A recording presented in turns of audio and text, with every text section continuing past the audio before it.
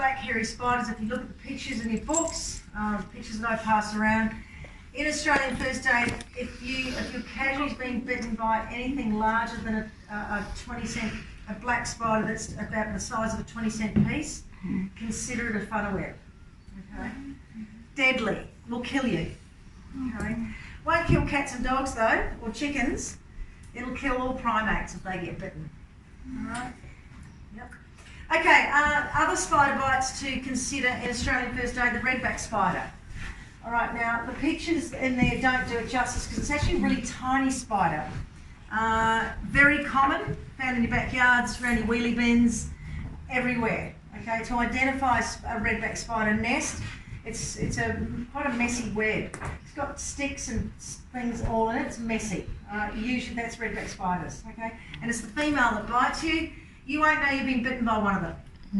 Okay, it's a relatively painless bite that you might start to feel a few hours later. It'll start to swell up, and then you might get the red lump, and then you might go and you'll start to feel sick. It all varies of how you feel. No one has died from a redback spider bite. Okay, they are poisonous, but they won't kill you. Okay, so the redbacks. With the funeral one, with the funnel web. You can die with funnel web.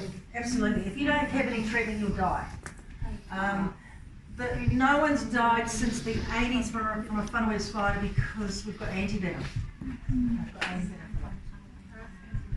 Now, redback spider bite. Your first aid is ice or cold compress. Okay, that's what we do with all spider bites, unless it's a funnel web spider, just ice. Okay. Now your ant bites, wasps, bees, same thing, ice cold compress. With a bee, if the sting is still in you, which it will be for a bee sting, not a wasp, you'll gently scrape the sting out of the casualty or yourself. Be careful not to squeeze the white sac that's left behind because that contains the poison. That's a bee sting. So you gently scrape the sting out, apply ice or cold compress, and look out for a potential allergic reaction with people who are anaphylactic. Okay? Bees and wasps and those nasty green ants, the big black things. I've seen someone die of anaphylaxis from. Snakes don't come at you. Alright? All they're trying to do is get away from you. Alright? We're big to them and we're not their natural prey. Okay? So they're trying to get away from me. That's why we don't go going after it. By the way, it said I read out, don't go trying to catch a snake. 85% of people that have died from snake bites have been people trying to kill them. Alright? So just remember that about snakes. All they're trying to do is get away from you. Alright? Hide behind the thing. Alright, so this snake's wiggling away. Sarah already knows that she can I'll get the hair off. You'll do it. It's alright. I'll just get the hair off. Here we go. Okay, Sarah already knows that because she's been bitten by a snake, she's going to lay down and not move. Alright? If you're in the middle of the bush, hiking with your friend, put your hand down, snake bites you, lay down immediately. The friend will have to hike out, call for help. Don't say, well, come on, we'll quickly walk you out, walk up and we'll get into the car and go. No. People who use the bush or go bushwalking, they'll have 4 of these bandages in their backpack, specifically for snake bites. Okay, so once again, I'm looking down here on the leg. I haven't shaved my legs. Hey? I haven't shaved my legs. Okay, so remember, I'm not looking necessarily for 2 puncture wounds. It might be just a scratch or 1 puncture wound. In my snake bite first aid, I'll have a band-aid. I'll cover over the top, no cleaning it, no cut and suck. Okay, over the top, and then we get these compression bandages. No, don't do that. I put the band-aid on. It's good that you wear pants because it goes straight over the top.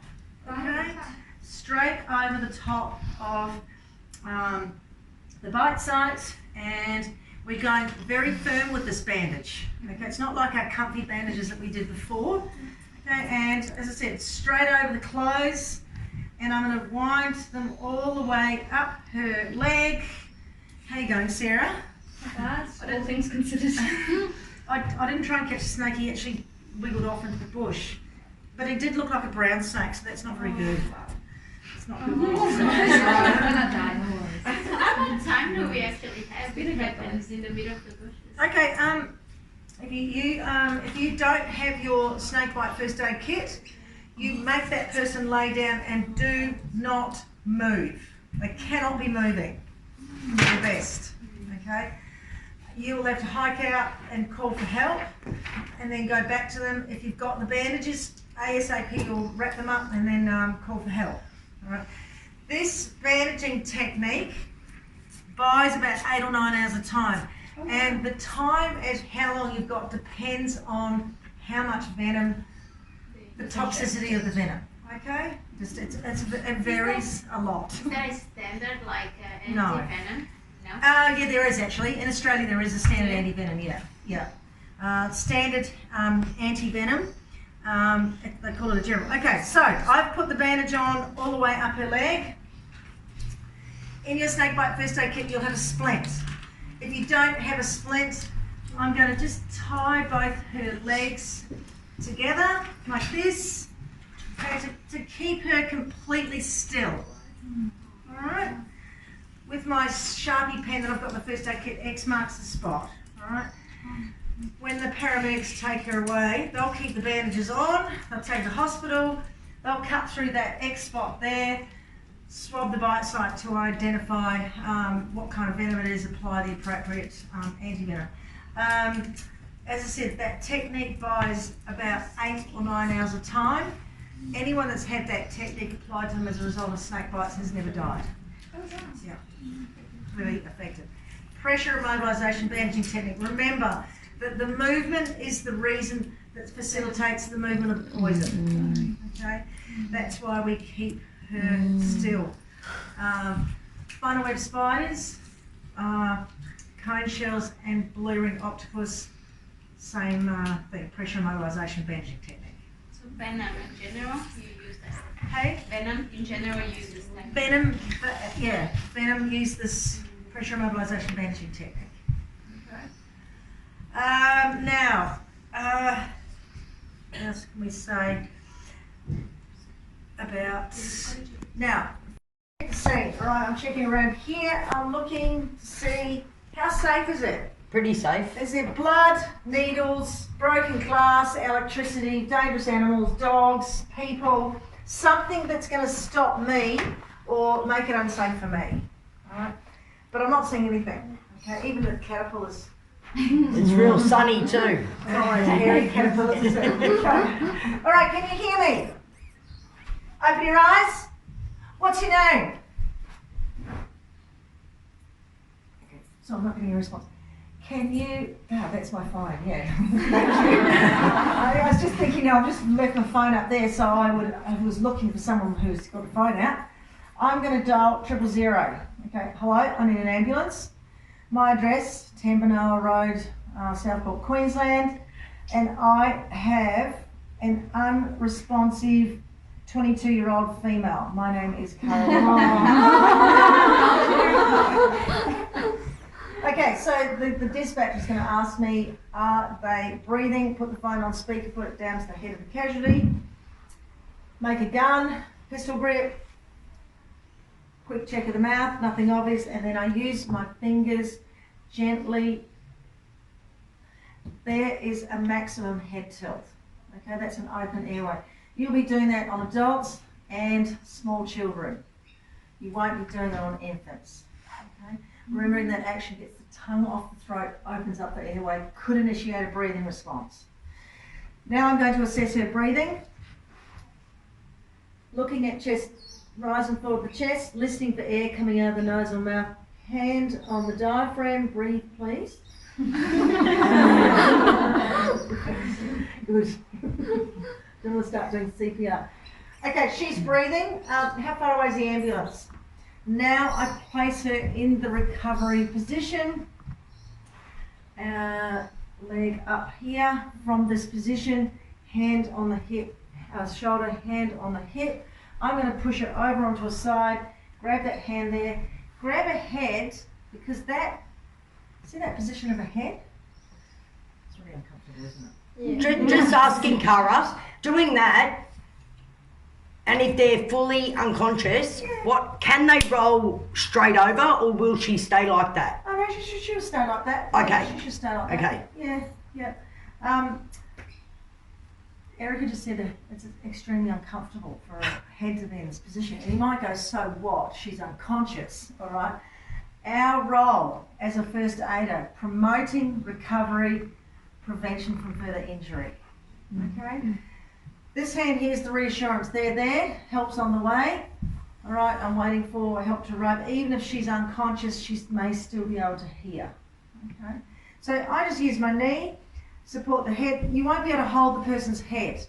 All right, there's no way you can hold an unconscious person's head. When you're considering the ambulance time, average response time here on the coast is between 9 and 14 minutes. You won't be able to hold the person's head for less a minute. A person's head weighs about 2.5 kilos. All right, it's heavy. So use your knee. If you need to take care of other injuries, maybe she's bleeding, she's got open fractures, you want to pack and support that. Get bags, towels, etc. to support her head. Okay. Lay on your tummy for us. That's all right. I have a question. Yes. If the person gets any injury, like the inferior. Yep, neck and spinal. Yep, neck and spine. What should we do? Okay, good question. If you suspect neck and spinal injuries, you always should, by the way, unless you've actually seen what's happened. If they are unconscious and breathing, they still must be on their side. Okay? You've got to move and put them on the side. You cannot leave an unconscious person on their backs, even if they've got neck and spinal injuries or you suspect neck and spinal injuries. The reason for that is because in an unconscious state, the tummy contents goes up your esophagus and it goes back down into your airways. Okay, and that's why they always must be on their side. If we've got a conscious casualty, who maybe you've witnessed them come off their bike in the road, they've landed on their head in the road, you're definitely suspecting neck and spinal injuries, you won't move them.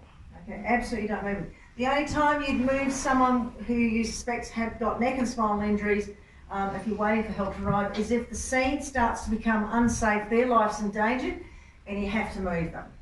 Okay. Otherwise, we don't move them if they're conscious. If they are unconscious and breathing, on their side. Okay? So you still do the airway, check the airways Absolutely. and everything, even if they're... Absolutely. Okay. If you do nothing, leave that airway closed, Oh, that will make the situation worse. they'll die. Yeah. Okay. You opening up the airway, whether it's chin off the chest or tilting the head back, okay, your priority, the DRS ABCD, the airway. The airway's the first thing. Okay? Yeah. And just remember this in neck and spinal injuries, people. Look, 99.9% of the time, if neck and spinal injuries have occurred, the damage has already been done. And you, as a first responder, coming along and doing the best that you can by maintaining an open airway, it's not going to change anything. Okay? So just keep that in mind. All right? Okay. Lay on your tummy, be unconscious. All right, so same deal. This is how you're most likely going to find your casualty, in this position. Okay, same deal, I've seen assess. Anyone see what happened here? She just lay down. She just lay down? She just went, anyone call for help? Yeah. Anyone do anything about it? Okay, so I'm going to be the first aider. Can you hear me? Open your eyes. What's your name? Nice hard squeeze of the upper trap muscle. Okay, I've got no response, so guess what? I'm going to call for help. If I don't have my phone, can you call an ambulance, please? I would get, sorry, your name? Yes. Huh? Yes. Liz. I'd get her to come to the head of my casualty if I don't have my phone on me, so that she stays with me so I can communicate with the dispatcher. Okay, give the details, Tempanoa Road, Southport, Queensland. I've got an unresponsive 22-year-old female. My name is Cara Webber. All right. Next thing I ask her, are they breathing? Phone on speaker. So to try and assess her breathing, I do this.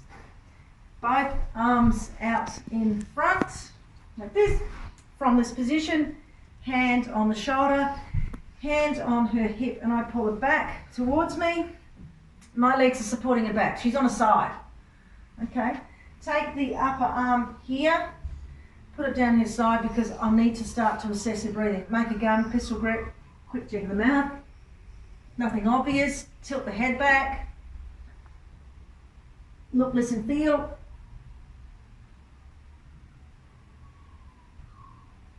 Okay, she's breathing. Now I place her in the recovery position, okay? Don't go placing her in the recovery position until you've assessed her breathing, because if she's not breathing adequately, I'd bring her onto her back, start compressions, okay? But that's not for you today. Thank you. Let's clear up and not mommy today. Not for you today. I forgot to tell you that my first aid classes are ideal, no one dies in them, okay? Okay, so what we're going to do is divide ourselves into pairs. One of you is the casualty, one of you is the first responder. Use this area here. We might have to use some of the area there, and I will walk you through it. Okay, we'll do it all together. All right, off we go. Casualties. Sorry, my back's going to be too towards you guys. Calm the casualty down. Get on the phone. Dial 000, and if the dispatcher says, do you have a defibrillator? Yes, I do. Put the pads on. All right, put the pads on the casualty, because if they arrest, as in they have the heart attack before the ambos come, guess what? You're going to be right there. It's going to tell you, the machine will say, shock advised, because they're going to be unresponsive. You might need to carefully lower them to the ground. Or if they're a big person, I'd have them sitting up against the wall. Now, while they're conscious, pads on. That is now part of your emergency action plan. It looks a bit like this. This is just an example of one. There are different models of them. Sorry. Training mode. Performing battery pack self-test. Battery pack okay. This is an example of an AED, automated external defibrillator. I'll write it up on the board because there is a test question that asks what this means. Just look on the board, AED. Now, can anyone tell me if they've ever seen one of these before? Never. No. Never? Who said yes? Where have you seen it? Yep, okay, you've got them in the Philippines. Okay. How many of you came through the airport here? You international people? Who flew in here? Brisbane or Sydney?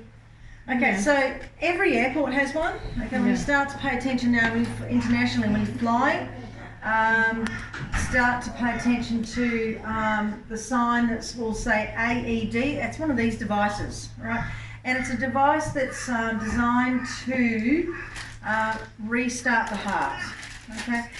Anyone can use it. Here in Australia, we've got them, Gold Coast City Council pools, Gold Coast City Council lifeguards, medical centres, shopping centres, the RSLs, sports facilities, shopping centres. Okay, a lot of places have these now, and a lot of workplaces have them. In their first aid, you're saying? Yeah, Right. as part of the Okay. first aid, yeah. Okay. And in a public setting, it'll be on the wall. It'll have the sign AED, Wow. and that means if you are the first aider and you see someone collapse in front of you, you grab that. Okay, you can grab it. Anyone can use it. All right. So what I need is someone. I need someone who's going to be my first responder.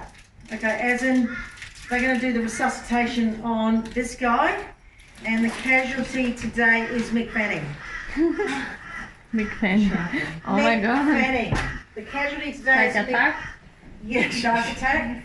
The casualty today is Mick Fanning, and I need someone who wants to be my first responder to come in and start doing just what we've just done. Anyone want to do that? Sure. Okay, great.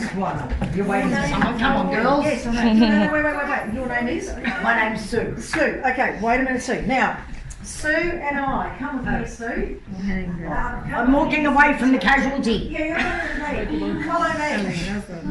We're going at the door. You guys are standing around Big Fanny, staring at him, just woo woo ha, whatever it is. What's happened to this person? Does anyone know? Just, you know, still What happened to your legs, mate? Oh my gosh. Okay, can you hear me? Can you hear me? Open your eyes. Open your eyes. What's your name? What's your name?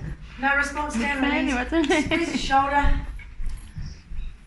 Okay, you're getting no response. Okay. No response. I'm going to call an ambulance.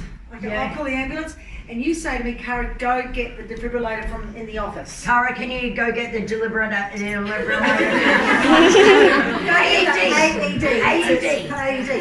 Okay, I'm going to leave you with my phone. Yep. I'm going to call the admin. I've I'm done going the to call. calling. You called. Okay, I'm on loudspeaker. You're on speaker, off I go. Yep. So they're going to ask you, is he breathing? Is he So breathing? pistol grip, check the mouth, yep, and then tilt the head back. All the way back, all the way back. Remembering that action could initiate a breathing response. All right, now you're going to assess his breathing. Look, listen, feel. Right. Other way, check his, so looking at his chest, yeah, feeling hand on the diaphragm, your ears down here. Looking at the rise and fall of the chest. That's it, good, okay? You're doing a 10-second assessment. I'm still going off to get the defibrillator. And you go, 40-year-old male, he's not, very sexy. he's not breathing. So he's not breathing. He's not breathing. So they're going to say to you, start CPR. Okay, and you just go, yep, okay, off you go. Okay, yeah, off I go. So, lock your fingers, slide from the armpit, so slide from his armpit, and it's really hard to find. Slide so that the heel of the hand is right, and then the heel of the hand is right there, on the sternum, now your heel. Let go, let go. The heel of the hand's right there. That's his breastbone, okay? Important that heel of the hand sits on the breastbone. Okay, straighten up your arms, and you start to do CPR. Okay, just stop, pretend, all right? I'm not going to make you do it, all right? I was going for a workout. Exactly. Now, Sue. Yes. Sue and I have walked in here, and you guys are our crowd, and we're all standing around looking, okay? And Sue's taken on the role. She's going to be the first aider. Does she have a mask on her? Does she have a pair of gloves? No, I don't have anything. No. I just- And she did notice there's a bit of vomit around Mick's mouth. So this is just to reiterate what I was saying before about compression only CPR. So you are just going to do straight out compressions, all right? You're not stopping at 30 because you don't have any I don't gear. have any, yeah. That will come with me when I bring the defibrillator down. Okay, so you're doing compressions, all right? I come on in. How you going, Sue? Doing a great job. I've got the defib. How ambos are coming. All right, so first thing I'm going to do is switch it on. Training mode. Call for help. Analyzing heart Cut the rhythm. shirt. Do not Yep. touch the Shut patient. the shirt off. Okay, keep going. Keep going. Compressions, yep. Shock 10. advised. Charging. Oh, God, Shock cancelled. Sorry. Shush. Stop it. Okay, ready? I'm trying to concentrate. Okay, ready? Here we go. Training mode. Call for help. Remove pads from package in Stop. back of unit. Apply pads to patient's bare chest as Keep shown. going. Keep going. Yep, that's it. Keep going. Keep Apply going. pads to patient's bare chest Stop. as shown. Apply pads to patient's bare chest Keep as going. shown. Keep going. Good, good, good. Now, Analyzing heart rhythm. Do not touch the patient. listen to that. Shock advised. Charging. Stand clear. Great. Flashing shock button. Okay. Everyone see that? She's telling me to hit Press the red button. flashing shock. Shock 1 delivered. It is safe to touch the patient. Begin CPR So now. you can start doing compressions now. Yep. Okay, so just, yeah, right there. Okay, off you go. Now, Sue's been doing quite a lot of compressions. Do you want to Continue. come down and help do some compressions? So kneel opposite Sue. This is how we do Continue changeovers. for 1 minute 45 really seconds. tired. So Neil, put your hands on here. Okay. So wait a minute, wait. You don't delay with compressions. The only delay Continue. is now you're going to go into the 30 compressions to 2 breaths because I've got a mask. Okay, so keep going. Continue for 1 minute 30 seconds. 28, 29, 30, stop. Okay, I'm putting in the air. Continue. Yep. All right, keep going, keep going. I want you to do proper compressions. Okay, come on down, keep going. Continue for Keep 1 on. minute 15 Go on. seconds. Yep, you've had enough. You've done more than 2 minutes. Kneel down here. Yep, come and get involved, people. Continue. This is big fanning. All right, so you just count to 30. You're doing a great job. Push harder, harder, harder, harder. Continue Harder. for 1 minute. Just count to 30. All right, 28, 29, 30. Stop. I'll put it in the end. Off you go. Continue. Good. Take 16. That's great. So changeovers happen after 2 Continue minutes. for Okay, 45 next. Come on seconds. down. You want to come on down? Anyone? Quick. Just come on. Everyone start back in. You can come. Okay. Continue. Okay, off you go. Come on. Come on down. Yeah, good. Continue for Good. 30 seconds. Good. Excellent. Right? Taking photos. I love the technique. Love it. Nice and deep. Continue. Okay, off you go. Good. So this is how we do changeovers, folks, after 2 Continue minutes, all for right? 15 seconds. Don't put this on Facebook, guys. People think it's real. Excellent technique. Look at that. Lovely straight arms. Continue Push for them 5, past. 4, 3, 2, 1. Stop CPR. Stop now. Do not touch the patient. Analyzing heart rhythm. Do not touch the patient. Would a real defibrillator say that? Yeah, this is a replica of a real one. Absolutely. Analyzing. Absolutely, yeah. No shock advised. It is safe to touch the patient. If needed, begin CPR. Okay, so he's probably going to start vomiting. What do? On the side. On the side. Yep, on the side. I'll stay with him. Support the Continue. head. There, don't worry. Where's the ambulance? Can someone go out and direct the ambos in, please? Continue They're for probably 1 the back minute door. 45 seconds. Now, what will happen is the Continue. machine will continue to count down to the 2 minute mark.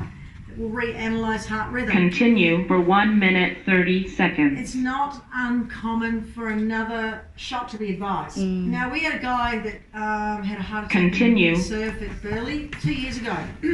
And his mates pulled him out and they started doing Continue CPR. for 1 minute 15 The seconds. lifeguards came along, they had their defibrillator and they shocked him 15 Continue. times. 15 times. Made a full recovery. Is that bad, bud? No, Continue for strokes? 1 minute. Okay. No, I'll Okay. explain in a minute how Okay. it works. Okay, now what will happen, the ambos will come along, they will switch off your machine, either take your pads, plug into their machine, or they'll put their pads onto the chest of the casualty. You will need to replace the pads, okay? That's the part of the device, it's a one-time use. Okay, It goes on their skin. Yeah, because it goes on the skin. Yeah, exactly. Okay, so how it works, you saw Sue and I coming in here. I'm following behind on my phone looking at footage of Mick Fanning. She sees him. She addresses you guys, all right, because she wants to make sure that, you know, has anything been done about it? And no, nothing was done, so she takes on the role of first aider, starts her assessments. When she looks at me and says, Cara, call the ambulance, she then sends me also, Cara, go and get the defibrillator. Okay, it's to let you guys all know, when do I get the defibrillator?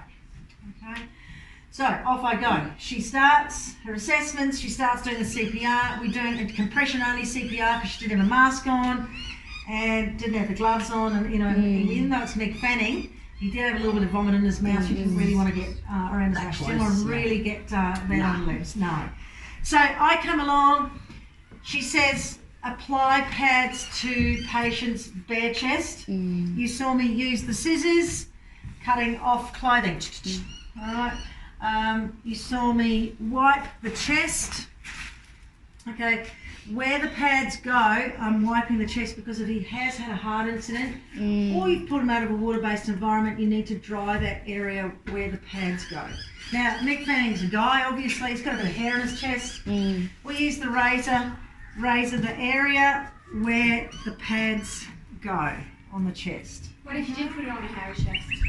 Okay, so if you don't remove the hair, the pads, you know, it's like sitting on a sponge. They won't be able to analyse the heart rhythm. Okay? So all defibrillators have the razor, All defibrillators have a cloth, Comes with everything. mask, pair of scissors, gloves. All of them have that. And if you are in a workplace and there is a defibrillator in your workplace, you guys with your first aid certificate, it's your responsibility to check it out for your own knowledge. Check that there's a pair of scissors, not first aid scissors, I mean proper scissors that cut off clothing. Now, if we're talking about cutting off clothing, underwire bras for women we need to cut off as well. Okay. Okay, once the pads get applied, boom, boom, the machine says, analysing heart rhythm, do not touch the patient. So, Sue and I stand clear. She sends a current between the two pads that go between through the heart to assess heart rhythm. Now, when you stop breathing, your heart goes from normal sinus rhythm, which is what most of us have. 3 to 5 minutes, it goes into this fibrillation mode. Okay, ventricular tachycardia or ventricular fibrillation. 3 to 5 minutes after you stop breathing, your heart does that. Now, if the machine detects that, she advises the shock. Okay, shock advised. Stand clear. I make sure Sue's not touching Mick. Otherwise, if she gets the shock, she'll be on the other side of the room. I'm also making sure that the other safety concern with using one of these things is if you have an oxygen. Now, probably won't have it in a childcare setting. Might be in a public setting. I know in pools and lifeguards, they'll bring oxygen as part of their emergency action plan. Where you may encounter oxygen, say you're in the shopping centre and you watch old dear collapse in front of you, and old dear's dragging an oxygen bottle because she's got a chronic obstructive pulmonary disease. You've seen people, they carry, they've got the nasal cannulas, the oxygen. All right, before you hit the red button, if there's oxygen, you need to stand well clear with the oxygen away from the casualty, because if that machine shoots sparks off, oxygen's highly flammable. Okay, so that's why you remove the oxygen, hit the red button. She says shock advised. Shock's given, and then she makes us do 2 minutes of CPR. Okay. I'll play it again just so you can hear that again. All right, so come along, switch on the machine. Training mode. Call for help. Analyzing heart rhythm. Do not touch the patient. Sorry. Okay. Let's switch on. No, just a question. Okay. Training mode. Call for help. Remove pads from package in back of unit. Apply pads to patient's bare chest as shown. Okay, cut, blah, blah, blah. And then Analyzing heart rhythm. Do not touch the patient. okay, she's analysing the rhythm of the heart, right? Shock advised. Charging. So the heart's in Stand that clear. fibrillation mode. All right, the heart's in that fibrillation mode. Shock is advised. Press flashing shock button. Make sure there's no oxygen. Make sure no one's touching the casualty, and then we Press hit the red button. Boom. shock 1 delivered. It is safe to touch the patient. Begin CPR now. Okay. Just listen to the machine. It'll tell you what to do. Okay. So the person will jump like that. Absolutely. Continue. I'm just seeing it on TV, and you said don't believe everything you see on TV, that's right? true. Continue for 1 minute No, 45. that's true. It Okay. will. That's a heck Yeah, of a shot that's yeah. going in there. Boom. If the person has any pacemaker, Okay, so you can use this machine on anybody. Okay, anybody, except for infants. Okay, you can use it on children. You can use it on pregnant women, people with pacemakers, devices that control epilepsies or Parkinson's. Yes, you can use it. Okay, the only people you cannot use it on Is babies. infants. Okay, if you've only got adult pads, you can use them on the children. Now, whereas I'll just keep from, for whatever reason, they're going to do this. And it's not dribbling out the side. It's going to be a problem vomiting. All right, that's a good sign of recovery. Okay, so now we're back to the chart here. So back to the normal breathing part. The dispatcher is going to ask you Are they breathing? All right, so if in my look, listen, feel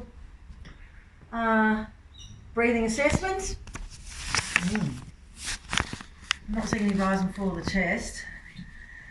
Maybe I'm only getting one breath, or maybe I'm getting the type of breathing that a fish does out of water. Okay, people do that post-drowning, post-cardiac arrest. All right, they'll do this type of funny, it's called agonal breathing. It's not breathing. All right. So if I'm getting that, or there's no breaths in my 10-second assessment, that's why I make you do the 10 seconds. Right? Really, really look and wait for that 10 seconds. If I'm not getting anything, then I need to start CPR. All right. Cardiopulmonary resuscitation. Cardio is the heart, pulmonary are the lungs, and the resuscitation is what I do. Get down on my knees. I'm going to slide my hand from this position horizontally across to the middle of the chest. Lock your fingers together. Straighten up your elbows. Okay.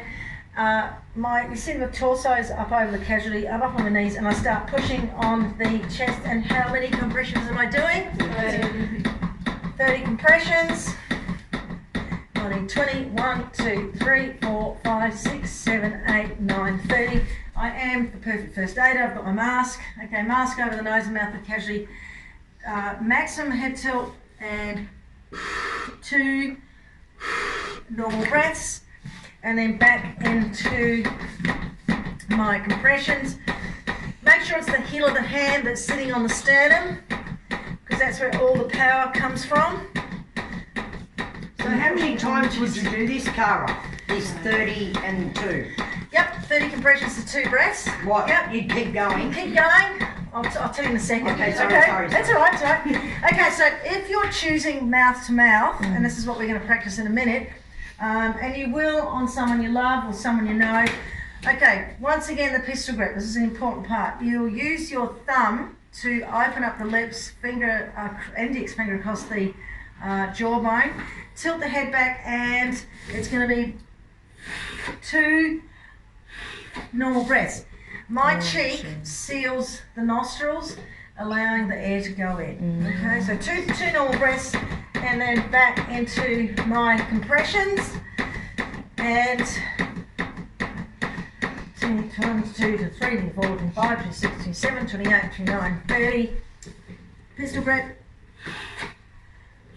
I don't want to see this, okay? Make sure we use the pistol grip, because that is blocking the airway, isn't it? Okay, so that's why we use the pistol grip when we're doing resuscitation, okay? All right, now, I'm going to keep going with doing that 30 compressions to 2 breaths in an ideal first aid, which it is today. Adequate compressions take place in a 2-minute period. So you'll be doing that for 2 minutes. So nearly 4 times. That's about 5 cycles. It's about 5 cycles of 100 to 120 compressions per minute. You will be maintaining that rate. All right.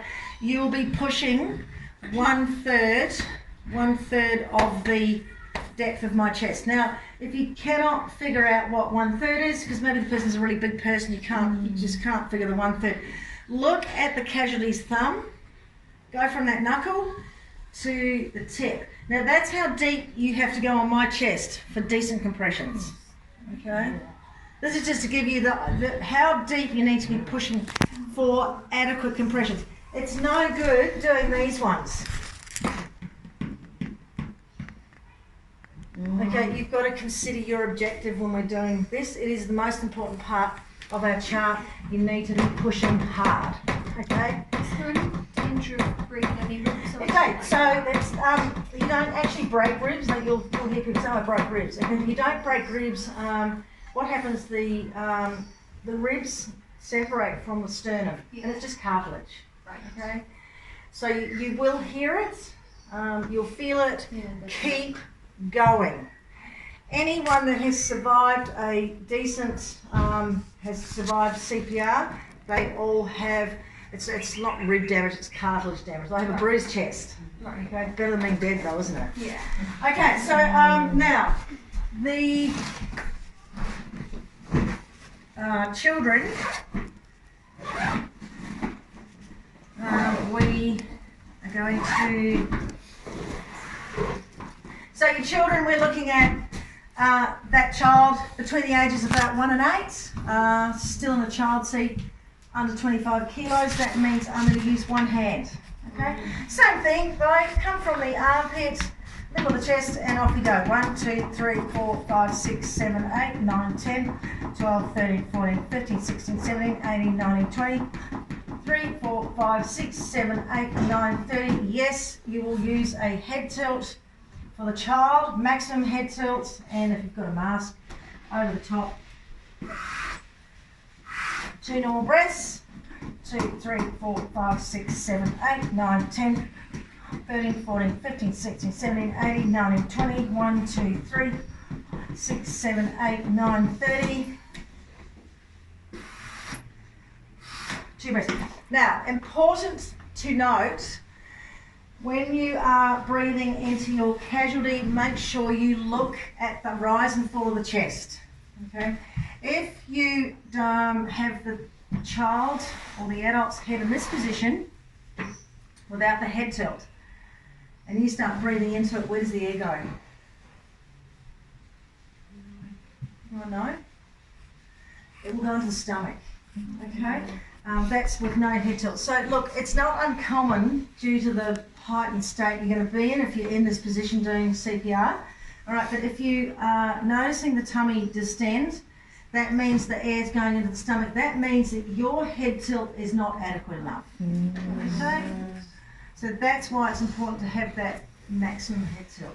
If you have some sort of illness or respiratory problem, should you not do CPR, or does it depend? Nope. You mean as a first responder, you've got some sort of risk, so you're thinking about passing it on? Yeah, exactly. Yeah. Okay. If you've got something contagious. Yeah, okay, so if you've got something contagious, this is where you could consider doing compression only CPR. Right. I'm not going to talk about it now, but you've asked the question, later I mean, you've asked the question. Compression only CPR means you don't stop at 30, you don't stop to give breaths, all right? You just keep going, all right? Now the reason why I wouldn't give breaths could be, yep, okay, I've got a really bad cold, I've got something contagious, don't want to pass it on to them. They may have facial trauma. They may have vomit coming out of their mouths. The most obvious reason would be, for me, I don't have my mask on me, okay? So that means that I would just do compression only CPR. And just remember, people, look, if you are doing CPR, it doesn't matter if you lose count. All right, it doesn't have to be exactly 30. Look, if you lose count, it doesn't matter. Just remember, those compressions are the most important thing, is to maintain the blood flow. All right.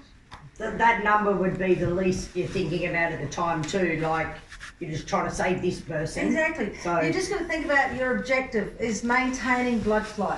Yeah. Okay, that's what we're doing when we're doing those compressions. Okay. Does the head have to be up? Okay, so when you're putting in the air, the head needs to be like that. Most of the time the head will stay like that, but this is what, in real CPR, what happens, it's so full on, the body is jerking around and the head will fall back. Doesn't matter. It doesn't matter. No. Okay, in real CPR. Okay, now our infants, we've got 0 to 12 months. What you're going to be doing, okay, same position except we're using 2 fingers. Okay? So from the armpit it's 2 fingers and you're still pushing 1/3 of the volume of casualty, all right? And you're still doing 30 compressions, 28, 29, 30. If you've only got an adult mask, turn it upside down, over the nose and mouth of the casualty, no head tilt. Head stays in a neutral position and it's 2 gentle puffs, all right? Everyone use the back of the hand. Get your back of the hand and go. Yeah. 2 gentle puffs, okay? That's what you're putting into an infant, because an infant's lungs are only that big. So you can't be going into them, all right? You'll blow them up. So 2 gentle puffs. And do you need to put the infant's head back? Okay, so if you tilt an infant's head back, you'll actually close the airway. Right. Alright, it's only that big. Alright, so the head in the neutral position like this is the open airway. Okay. Okay, now what we're going to do, I've got 2 children and 2 infants. We're all going to, what my suggestion is we're going to get the mannequins, they're all bagged up there. We will put them out. When you take them out of the bags, place them in the middle like this. We've got pads for our knees. Remember, this is ideal first aid today. Okay? And then you'll grab, I think most of them got masks on them actually from yesterday, but I'll put it on here. I think they've all got masks on them. What I'm going to be doing is handing out face shields so that the face shield looks like this.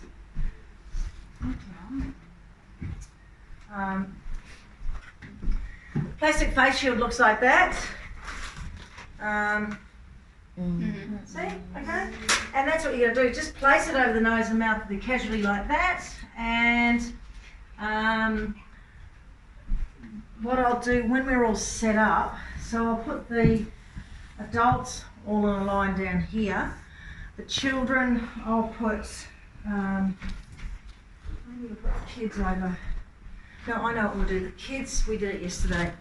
I'll put the kids and the infants over by the door there. Okay. So everyone needs to. So I'll put the children here. I'll put one infant here. Everyone needs to. I'll be on the phone. I'll time you for 2 minutes to do the adults. All right. Everyone needs to do a cycle or 2 on the children and the infants. Okay? So I'll hand out these boxes. Just tear one of these masks off. Hang on to it because you'll need it to do adults, infants, and children. Okay? So. Keep going, don't stop.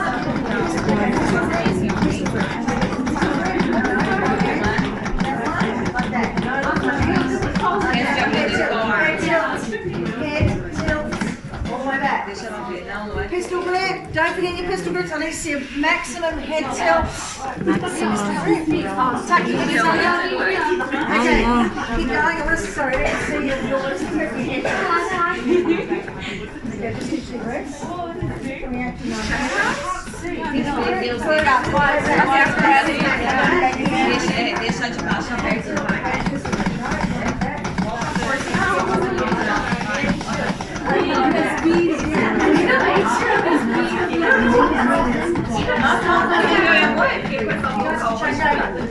Don't stop on the adults, you guys. This could be your mum, your dad, your husband, your wife.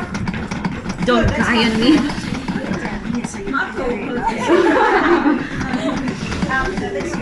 Would you like to cry? It's your turn. Just looks at me. Alright. No, you can't talk. Shake your head. Are you choking? Okay, alright, choking first aid now. Hessa, lean forward. Just think gravity. Heel of the hand. Boom, as hard as you can between the shoulder blades, okay? Now we go up to 5 sharp blows between the shoulder blades. Yeah. Okay, if that doesn't work, we sit her up. Now I'm just going to do some chest thrusts, alright? Heel of the hand, same place where we do our compressions. I'm going to go up, 2, 3, 4, 5. Okay? Between the shoulder blades, upside down, 3, 4, 5. Make sure we look after each blow to see the fingers come out. Okay? And then chest thrust, 1, 2, 3, 4, 5. Okay. Now you're okay like this. Support the head because infants don't have any neck control. You can either hold the head like this or 2 fingers either side of the head. Once again, upside down.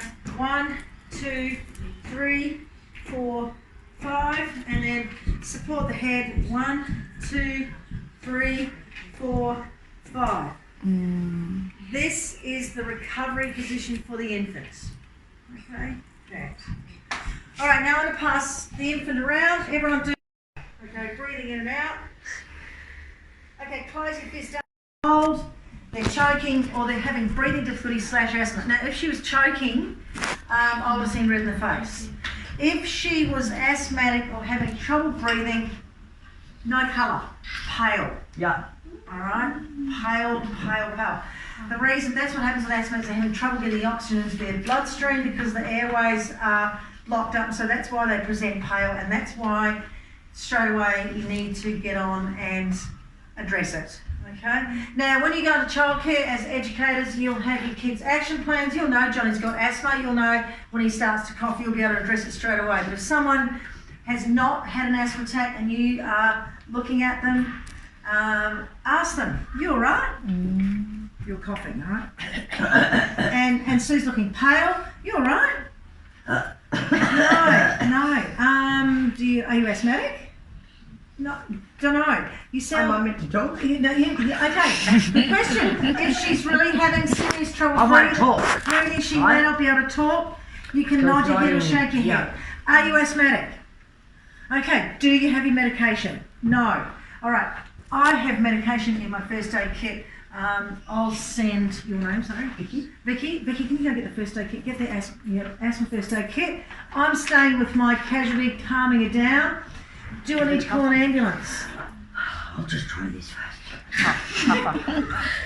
Okay, if this is Sue's first asthma attack, am I calling an ambulance? Yes. Absolutely.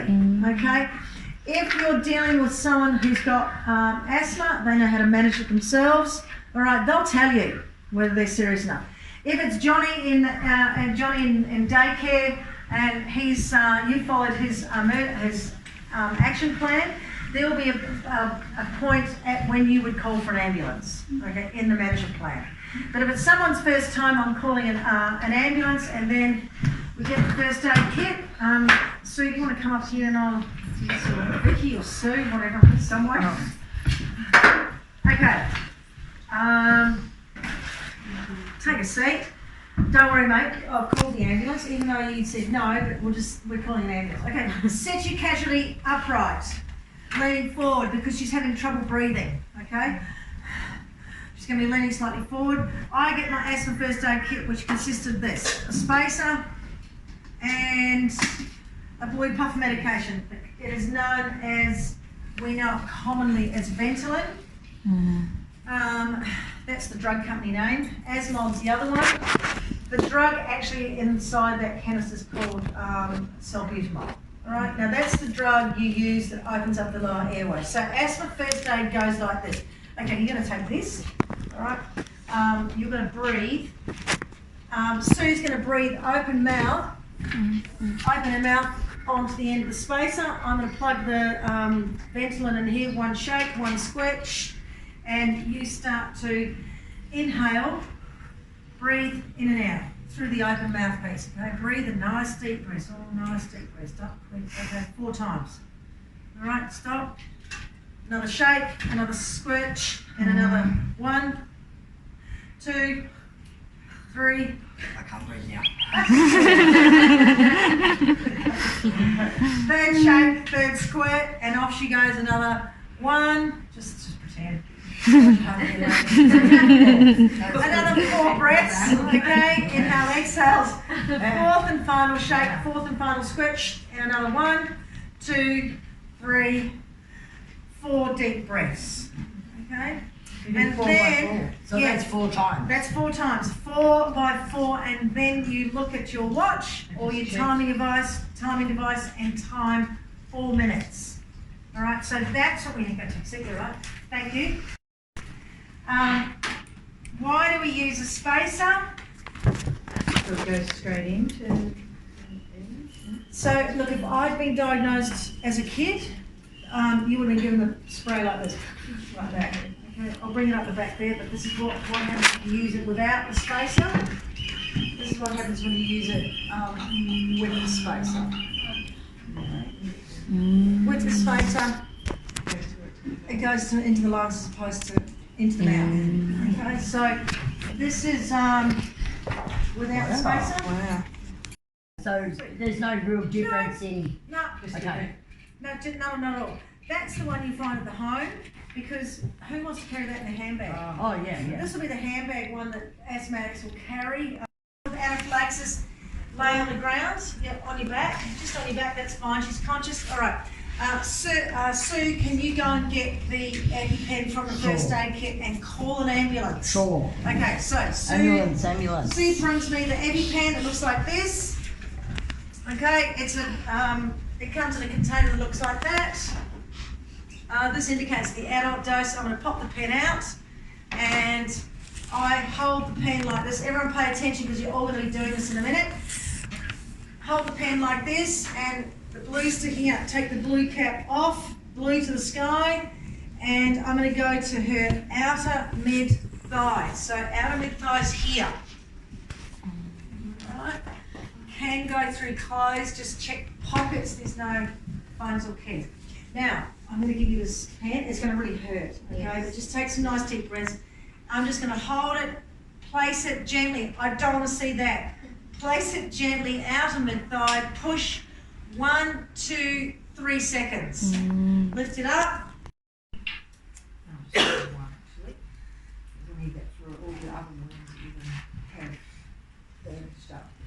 Okay, so we have bandaged up Katie's arms. Now when we're bandaging, remember, not super tight like we're going to be doing for our snake bite first aid. Nice and comfortable, 2 fingers under the bandage. All right. Feeling any tingling in your fingers? My hand's got a bit blue.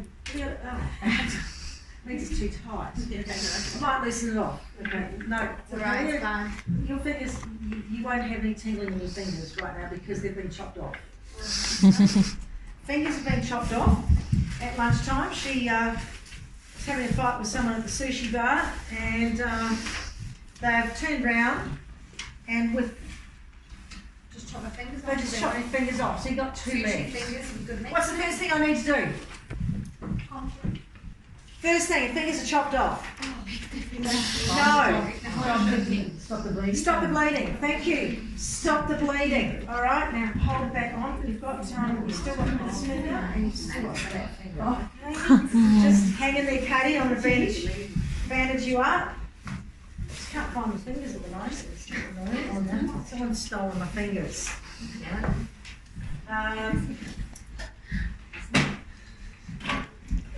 All right. Once again, anchor. And then start wrapping around her wrist and her fingers. Probably continue bleeding through here because she lost 3 fingers. Alright. Now, once I've bandaged her up, what do I do with the fingers? Just place the position of comfort. What do I do now for the fingers? Okay, ice. Here are my fingers in the ice. Don't put fingers or flesh directly onto the ice. Okay? What you're going to do is pick with your glove fingers, pick them up, put them in a plastic bag, clear plastic bag, and then you put them in another bag with ice and or ice water. Okay? Now, your first aid kits will have amputated parts bags. Okay, they're all different sizes. They're clear plastic Ziploc bags, and you will put the appropriate size amputated part in here. The reason why we use clear ones is because when I'm handing over to paramedics, they're going to see that these are Katie's fingers. She's going to want to keep them. So I'm going to pin them to her. So they go to hospital so they can get reattached. Okay, so remembering we don't put this one. Just the arm hang down. Let's do this and do that. We're in a sling.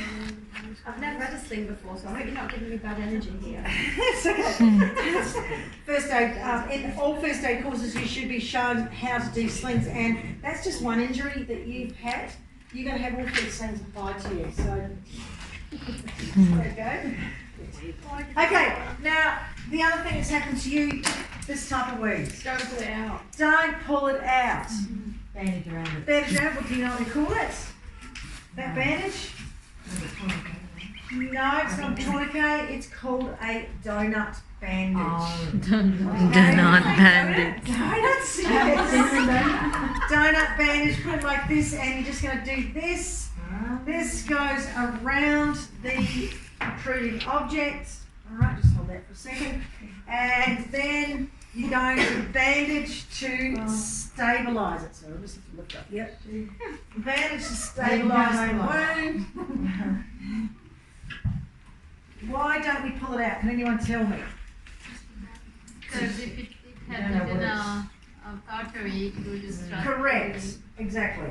If it's sticking into a vein or an, let go, you can let go now. If it's sticking into a vein or an artery, you pulling it out could cause a bleed. Okay, so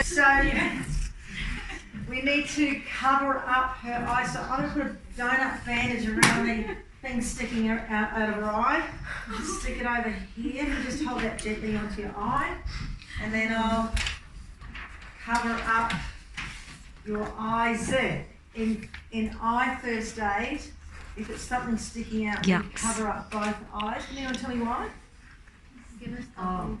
Stopped movement. Okay, stopped movement. We're not chameleons. Chameleons move their eyes individually.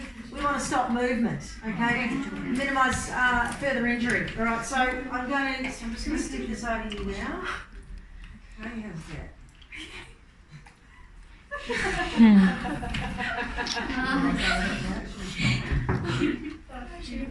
Had a great day today, haven't I? Okay, now once I've bandaged up her eye, I think should we all just take a break? The mummy. Am I going to leave her? No, I don't want to leave. Just when I've bandaged up my cat's eyes, you've got to stay with him. Okay, listen, I'll stay with you until help's arriving. Thanks, Yes, I'll just don't do that for you. Okay, I'm sorry. And pinch the nostrils. Nosebleeds. Leaning forward, pinch the nostrils. Ice pack in the back of the head. Okay? Now, also with her nose, because this all happened at the same time, she got smacked in the nose and smacked in the mouth, and she's lost her teeth. Teeth on the ground. What do I do? You know what we do with teeth? I'm going to stick it straight back in. You see? Straight back in. Yep. Teeth straight back in. If you need to clean them because they've fallen into some dirt, then just rinse it gently under saline or water. Don't scrub it. Stick it straight back in. Make sure it goes in the right way. And then you are going to have to send her off to an emergency dentist to make sure you get the mouth checked out. Okay? So you take care of your nose, you take care of your teeth. Now, I thought it was a joke. I feel so bad that this has happened in my first aid class. I'm just going to let my dog in. Frankie. Now, I want you to feel better. So, there's my little dog. I'm really scared of dogs, so I don't think this is a good idea. I've already got one ad.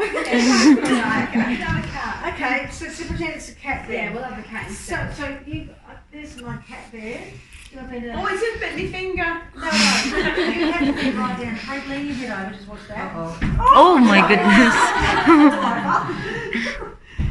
Okay, and then she's actually come up and she's leapt up and she's grabbed your face. And Oh, I think I needed some. so she's now got a flap of cheek hanging down and she's bleeding a lot. What's the first thing I need to do? Stop the bleeding. Oh, I'm so sorry. It was actually my dog. Please send me a paper bill to my dog. She doesn't do the first aid class. Hold that there, please. Okay. We're going to bandage her up. Oh, it's terrible. I feel so bad. All right. Okay, so. All right, so I'm going to bandage her head. If we're bandaging around the head, just make sure around the throat, don't do it too tight. You don't want to stop it bleeding. Bleeding. Breathing, yeah. We don't want to stop it breathing, so it's nice and gently. We're just holding that wad in place, and okay, now you can let go of it now. Now I did notice you've got a bone sticking out of your elbow. I know, because it cutted that. That's scar. Is this? Get your triangular bandage, make it sort of a scarf, double it over like that, and no, let go like this, give me your arm. I'm just going to double it and then loop it through, and like this, and like that. Relax your arm. There you go. Perfect. Yeah.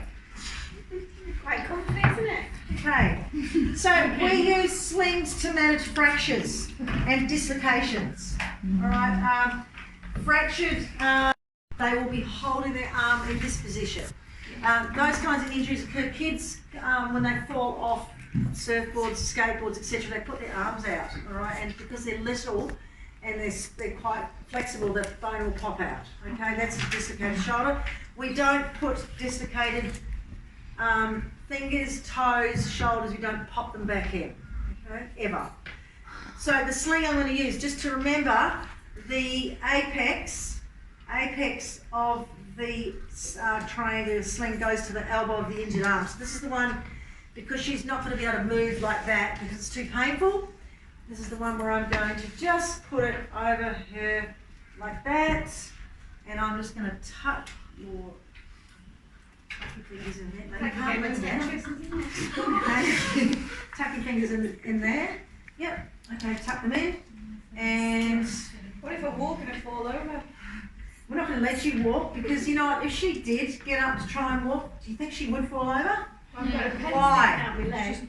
Why would she fall over, you reckon, if she started to get up and walk now? I've lost too much blood, I've got one eye. Thank you. She's lost a lot of blood. I think I'm about to faint. I've got a pen. She's going into shock. Okay, she's going into shock. Have a look at your first aid books in there. It's the shock section. Just stay there for a minute. Common reason people go into shock. There's a wide range: heart attacks, crush injuries, emotional shock, fractures, abdominal wounds, sepsis or toxicity, that's infection, burns. As I said, pretty much all first aid, your person's going to go into shock. So I am just looking a bit pale, so what I'm going to do is, the book says, lay it down. Okay, you lift your legs up there. I'll bring it over. Oops. Lay it down. Okay. Ideally, I'd have her down on the ground and have her legs elevated. Okay, but you're comfortable right now. She's conscious and talking to me. She's pale. All right. Her skin is cool to touch. All right. Her finger's quite cold. She's quite cold. All right. The reason why is that when you go into shock, your body redirects the blood to the vital organs. That's why someone feels cold, pale, cool, clammy skin when they go into shock. All right. All right. So what am I going to do? We need to keep it warm, don't we? Seen these? Okay, thermal blankets. You'll see them on TV every time you see on a news flash someone being carted off in the ambulance. They'll be covered with one of those. Place that over her. Keep her warm. It's to maintain body temperature. Don't worry. Help's on the way for you. Calm, reassure, lay them down, maintain body temperature. That's it for shock. Okay? And remember, shock is life-threatening. People will die from shock. So the important thing to remember is grab the person, lay them down, calm, reassure, maintain body temperature. Okay? In those circumstances, do we give fluids? Ever. The reason why is because she's going to go into surgery for sure. All right, she's got her fingers being amputated, she's got things sticking out of her eyes, she's been dog attacked, she needs that stitched up, and we need to take care of that thing, which I'm not for that.